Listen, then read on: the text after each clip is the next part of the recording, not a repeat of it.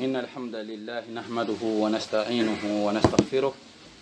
ونعوذ بالله من شرور أنفسنا ومن سيئات أعمالنا من يهده الله فلا مضل له ومن يضلل فلا هادي له وأشهد أن لا إله إلا الله وحده لا شريك له وأشهد أن محمدا عبده ورسوله صلى الله عليه وعلى آله وصحبه وسلم أما بعد السلام عليكم ورحمة الله وبركاته وغسكوين الإسلام أغنكم دعاء السلام عليكم وخنوارنا وخمامنا أغاقتي كي تاغو تنجرا بركانتي كون ومي قسم داني تانا كي سلين كاني yo oda ka kada ngani nanti agana kinya ni misiri dun ko oda ga o safari yang alhamdulillah o siru sage bo tora sumo kita wajiki oda faendun ko non kanyi ken al haladi ko on alla nyaga khairi ki arna du mandi alaikum salam wa rahmatullah drame alla ganna jemuke alla ganna jidini Allah ganna kurenya na faye ke dangani Allah ganna kurenya na faye ke dangani Allah ganna killu taxenya ni dang jamane ke odo hankamanu gollini domiya Allah ganno di gemundi ne xanne Allah ganna xali ngunun tagana xadangani oga kebe mundinia o khairinga di Allah ganna ne ondi no dangani bo ke oga ke golle be kundu wi golle nyen bo yerenya ke dangani xoka comme yoga gollenti mandi ninga da ko mo gombe bo faidun gonto agunna ladi rena gon kanya bawni weekend daga rasunti maga yere aga he bon qabani he tindo kharle mo ku beno ga dome ka sunto yere ga he harsa o kal hanten yako o kal hanten Allah yo otora ina duro goto ina muni ino tora muni bawno daga na linte ke bo da khana meli khinia ko gara ko mo gombe si horni Allah gollenyi wajiki bo khairi be gadi abaraje nganyano sudangani fo yo kenne wa faidun kon warni bo odagante da golle be nya haqiqata anyoda ngani ta'siru ngako bawni nda kanda tahana kangana ni jamadi bo ko tanu nyalli nanga ampa junga na ken jama ngari ko bangana nyanga ma ken jama ngari an condo menta wasene ko yo kangana ken jama ngari an condo menga wasene nanti jagando soronga dome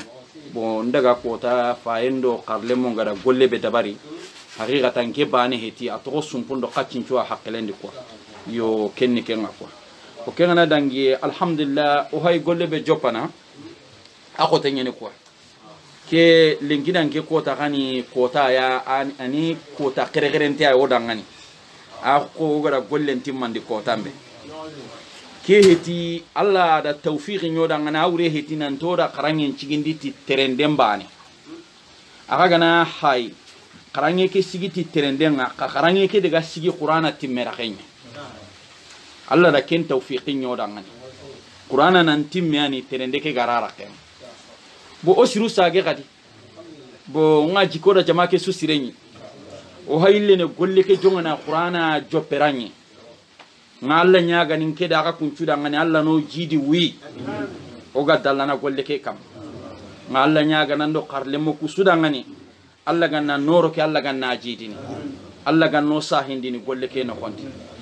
bonga wosibe ko no qarle mo ndanga qur'ana akote nyeni ko o hay qur'ana jopana qur'ana ni alla digame ana gillama kan kutonunya komeranta Allah makan kuton tuno na kempe anga da keranyi mendi bananga tuno nanti qur'ana ka gani Allah makan kuton Allah ta qur'ana tuno na kempe o guna hoko bucinni ani otu a hundo gada ko ka hetiti nan to da qur'ana ka kada o gana fofo ndambine ko tafsiri ke be gin murenga na diga me ke suko ma fofo ko Allah diga me ke keni mujalladi bani tafsir no ngano ngani dabar na kinyama tankarage mujalladi kiga gana fofo nda minne ko ima fofo ko qur'ana di bucinni anta nalla gari sondo men noroti hakke kebe hada mare ma ko to ago hakke gada ko ka hetiti nan tira qur'ana to nan duguta o suna kero hakkelendi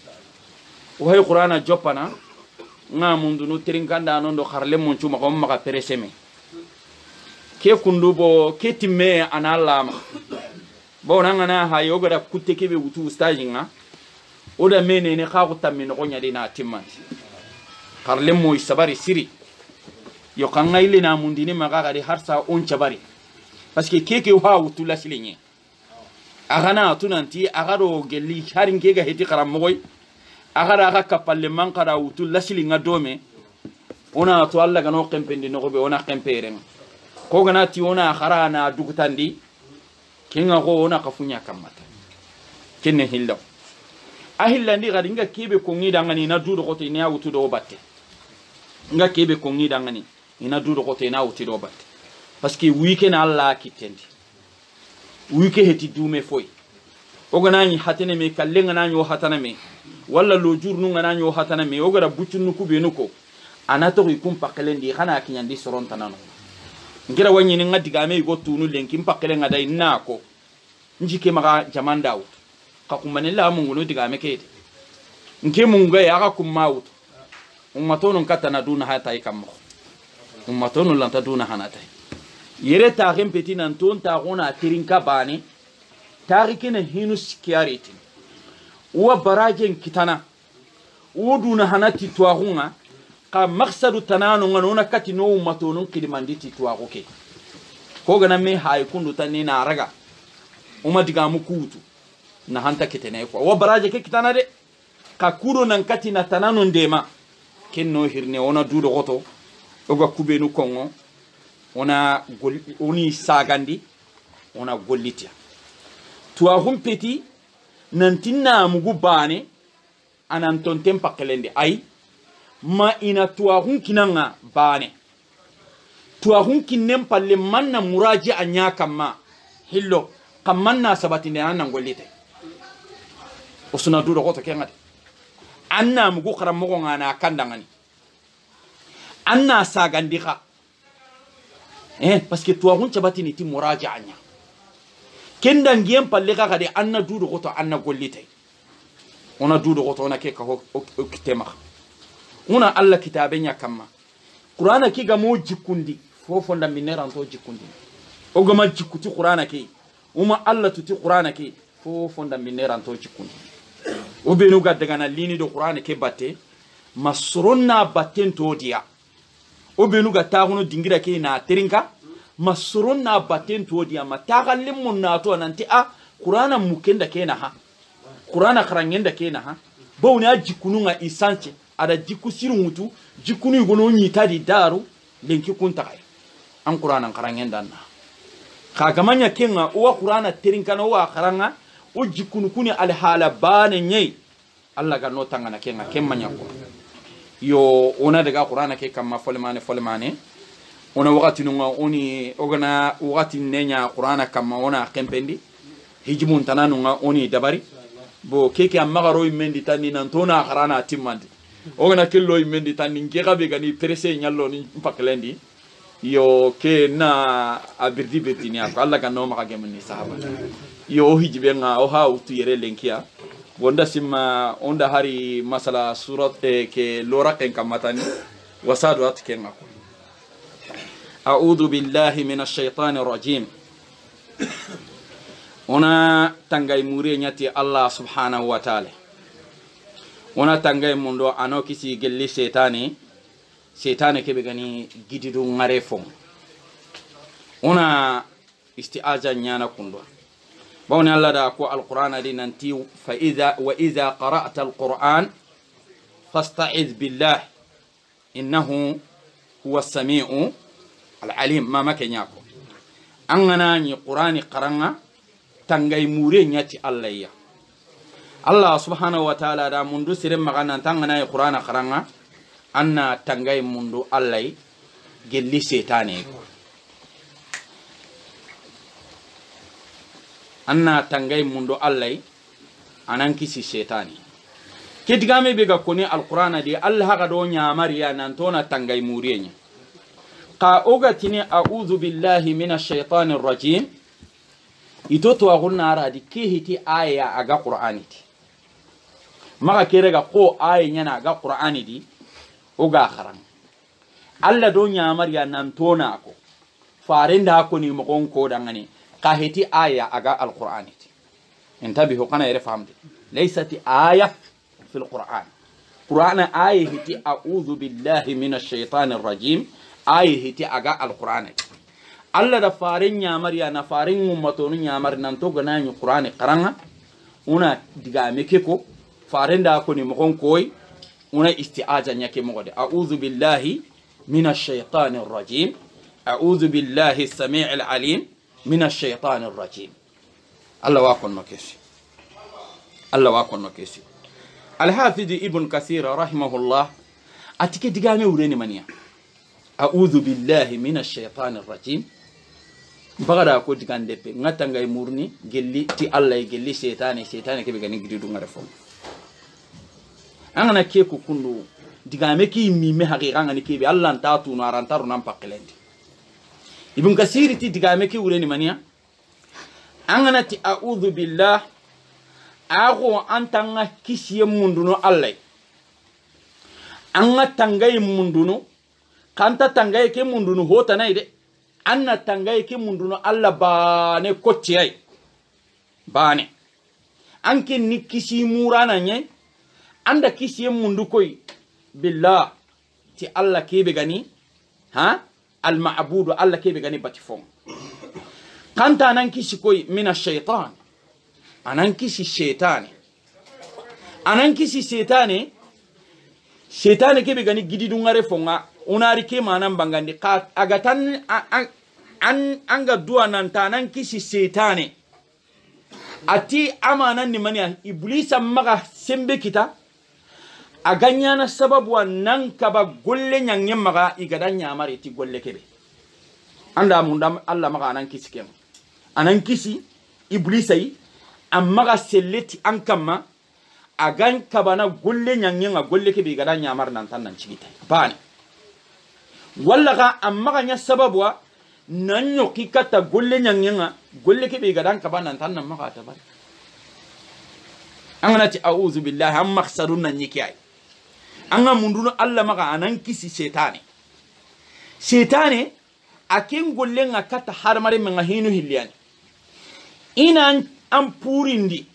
nan kaba baka golle nyangenga golle ke be Allah ga dan nyamare tay subhanahu wa ta'ala Allah gadi komenta ga amanga raqaf gollu nyana no ga dan nyamar nan tan nan cigitiya an mulalingin ta hunjongini ti dabarin denya gollu nyana no ga dan kabiya nan tan nan maka kinye kunga an mulalingin ta hunjongini ti punto kenya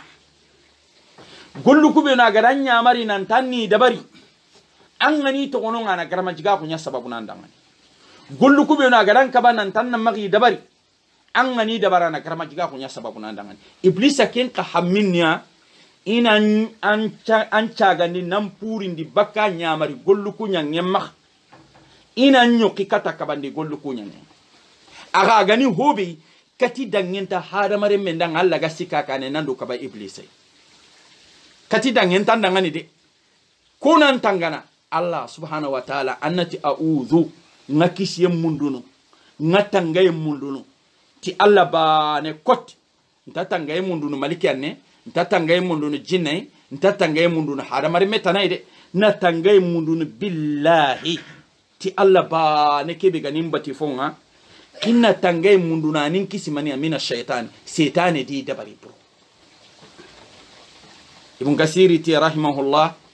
ati Allah da aw sikiya ko da ngani alqur'ani di o ganya aw kuskiri mo gompai shaytan ngakitene har mare men da wakitene jinnandi kabani su nyangolli mo wangan kawanan kisi bane su mo gombe adi mo gon ko da ngani morsi bi angado bate o gana suratul a'rafi ayi gwano ngani agati quzil afwa wa amur bil urf wa a'rid anil jahilin Allah subhanahu wa ta'ala ke ayidi hagada har marin men killin ko indi kata shaytane no ku hillanga kawani golli mo kombe angan kawa shaytane no ku hilli golli nyalle ma ko no mo kombe kuzil afwa ati yampay laga ndeni mania sirega na golli nyanga itu allo ga hun kam maganta to aga tinta to amene yampim ma Allah dan nyamar nan tan nan nyampa ma ti karta tan na ken golli kinyi kempang bani wa amur bil urf anna ille ken kamando tananu anni nyamari ti fisiren baane wa arid anil jahilina annan ankaran ko ibaka to allogon mama kenyako aga tanna nyamari ndenya ti fisiron tago kinni hadamarin mun damman choy mi hadamarin muku igono adi haklan to nyani iwan gol nyam mogon tu ko iga mun danni gol nyalle ma ko mogombe kayi gono adi kunni jahil no nyeni ta hadamarin mi hakketu alla tando ken ciranda minni gana gemu maga tanna gemalle ma ko ti qawya ko ke ay arid aballi baka maga anna tege jikku siren ko ay maga anyangol libureke maga tanna to gatike bani ayin kana timani ati fa imma makenya he wa imma yanzaqannaka min ash-shaytani nazqun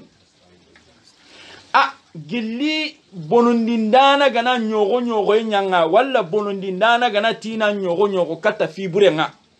kakam bonondindana min ash-shaytan gilli shaytani atana maniya fasta'iz billah ati yerenga anna tangay mundo allah qarayre hay harmarin jahili ngoli mo wada ko dangani harmarin jahili ke namballi baka maka walla kebe gada qawya ko nyanga ngada yampay lagay babi sinidu hayirenga anga nyini simmay gwarna nga simmay buru nyane nan tan nan kawana keraga ke mo ko ndaminni ati alaysa kadhalik simmo yugo warna nga ngana yampa maka hayle gana qaqantay ngana danga ya hayle gana konta huwatu kunci mau hayr nanga kunci mau aken begani ke kundo aken bere iblisa kebe gano ngana nyaari gante kenya hay kunci mau wala katang alla tikinka ke mira indam binne ganari katang fasta'if ati yerenga de anna tangay murenya billah ti allah o kunta ke adabar simma ku gana irnanga antatni a'udhu billahi minash shaitan arrajim anta ke kon anto ko simma ko organiser ne anto ko simma ko organiser ne ngan kawana tamboke tugadi mokombe ngan kawana mpesa yi mokombe yiringa ibulisa ki ka haiso inanga ga sanga na tanga kwa parce que adam mungundi allah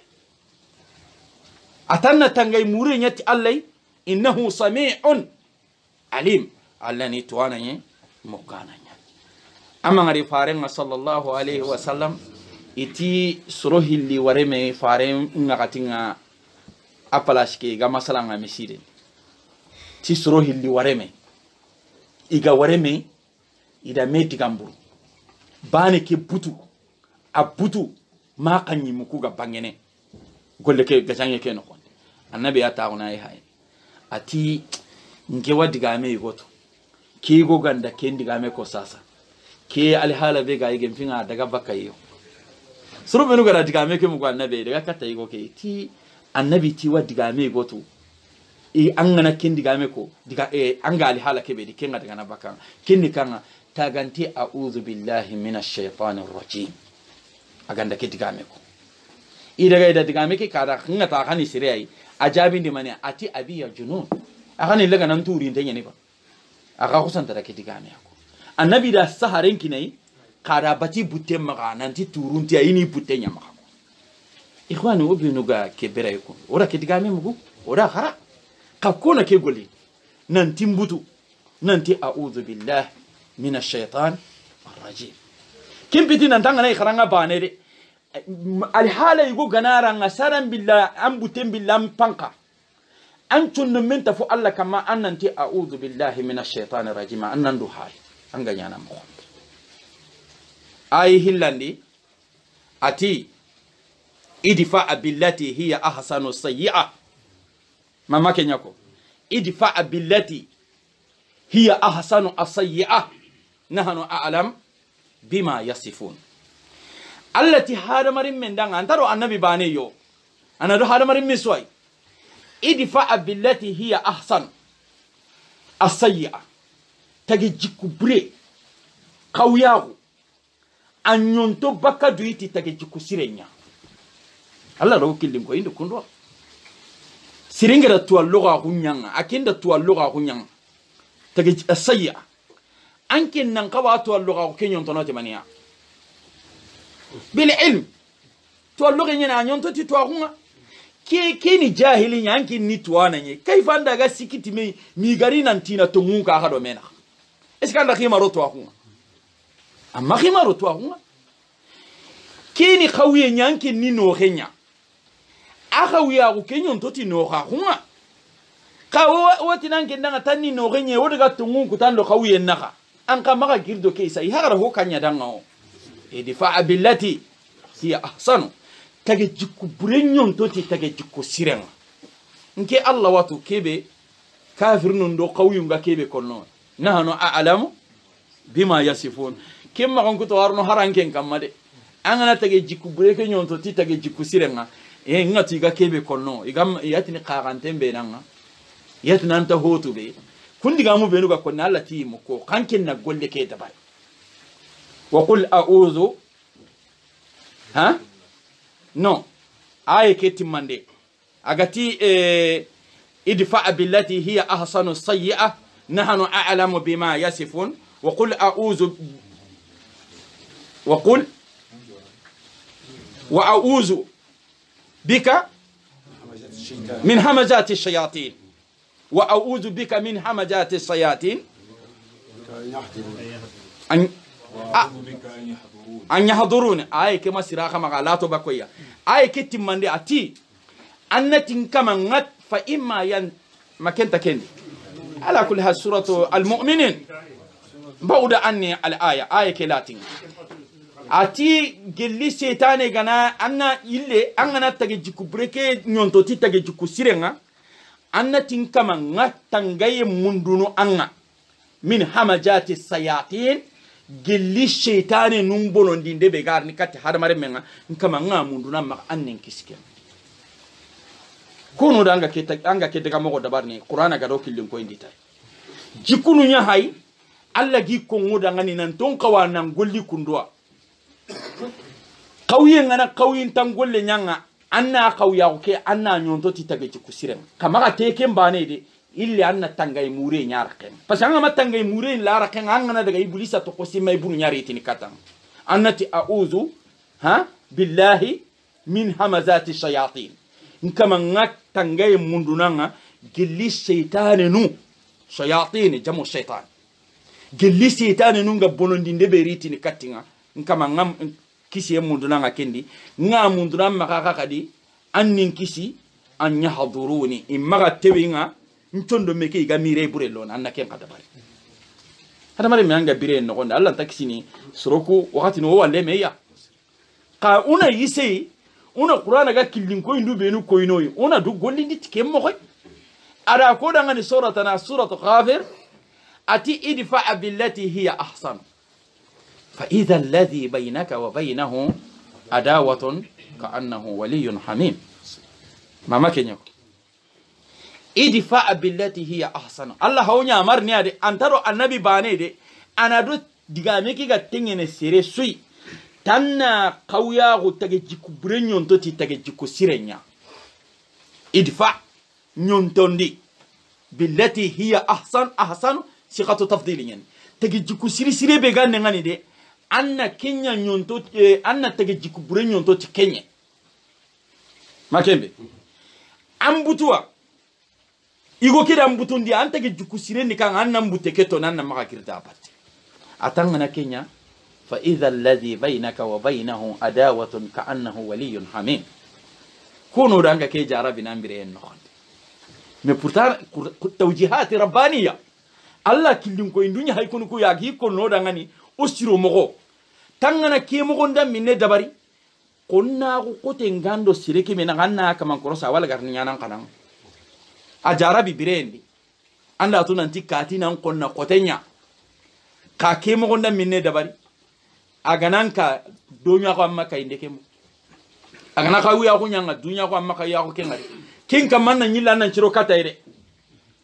kanna birendi anna hila garen pay wallahi go kay mela garni ta ko na ali hala no benu ga nyama kani masala nangande oro kirsunyu gonu masala ida kun ko dangan iti ay kirsego aga daga idebe ngado sunna ngadaga ani gunnenye ado sunna ngadaga aga sunna ke aga da'awa ke karangana nyene ifo laken karangano nya aga da'awa ke bo muskila lado debidin ko kuy gonona akoto siri hiti hallado dawa ke game ado dawa ke game suru gonu lagara dawa ke hamuno nan caage kata ay imaga teke ngaida sage masalan ma bani ga ko ngokki sukudi nanti tungu ko tandangi gandaro gollendi ikira nya golloti gonna men seki menda ke masala kirinda na kedan nanti kakin ko tanga ko ikonni sumanya debe ke dida ganyi sakana ngiri ganta ta ki gandaro gollendi ko so ni ga kay inya gollo kay me hagar taxu ado kirinda na ke ga masala nga aga ke ali hala kono nanti ko awre ne man yebu ke ngale hala di yamun angara ke masala an ko na le mandanga ni oti nan ko na le kasenya makembe fa idha alladhi bainaka wa bainahu adawatun ka annahu waliyun andronga anyana kondanga ni wolinya woli nikanga koma mpaban ka dun ko benu ga sikinan defa hamim anyana nanga ko kana kala sinteni fompa laga nyanda ngani konna ka sahare ni mania agani jikku burku benu ritni katanga anna jikku burku nyontoti tuwa hundo no xaxu ado sabariye fa imma yanzaqannaka min ash-shaytani nazghun fasta'id billah innahu huwa as-sami'ul 'alim amma ngari ayesu lagari alla na kerona ya makembe parce que anta kerona yi xafude yirenga ankinga sabarni wakati kebe anga tininna hike tokono ngani wakati kebe kim pratinga iblisa no nyana simma yenga be gabe ngalla katanga iblisa no nyana nyontono kunga haramari mundi kunga jinna nondi yo anga da katina kentora kemunyi simma ukubenu garna nga gajalle matana hayno ngani ibn kasiri haga seheria ati alla do okillin koyndi haramaren cetane ngolli nyammo aro jinnan cetane ngolli nyammo haramaren cetane ngolli nyammo ni kanga sabari awure aka wiya kunyon toti no ka kunga adiga mburundu nyon toti nanti daga ampa jonga kenta gili danke ngaw magembe agato nyamundu be nunyana nga mungudia kenka kama kada na illa na siro katay akin toranyon to den ne kiyai ka jinnan cetane ke atike al musana'a na gulinya limma ko kemo da anta fofo na hanai manilla nan kisne adan killin ko ni nanti fasta'id billah tangay mundu alla bane bawni iblisa kent la aqudanna lahum as-siratal mustaqim iblisa kuna alla danga fa bi izzatik nkuna tanke ngalla deron taunga ntaguno ikilendi akileke be atele montegane ayo siratal mustaqim kilitele monte nikanga na ise na nyampa kawye ke maka pour que aka ga gemme mo kombe na ise na nyampa jahili ke maka pour que aka ga gemme mo kombe konna kote ke pour que aka ga nya kana hinu ga nyana mo kombe keni kilitele monte nye ogana nya bane o sondo mo kuga nya bane konna ko gantona keni kilitele monte nye iblisa titaguno ken kiletia antamu ndanke ngati meneke kuna ndiye manake moy allati fasta'id tangay mundu billah ti Allah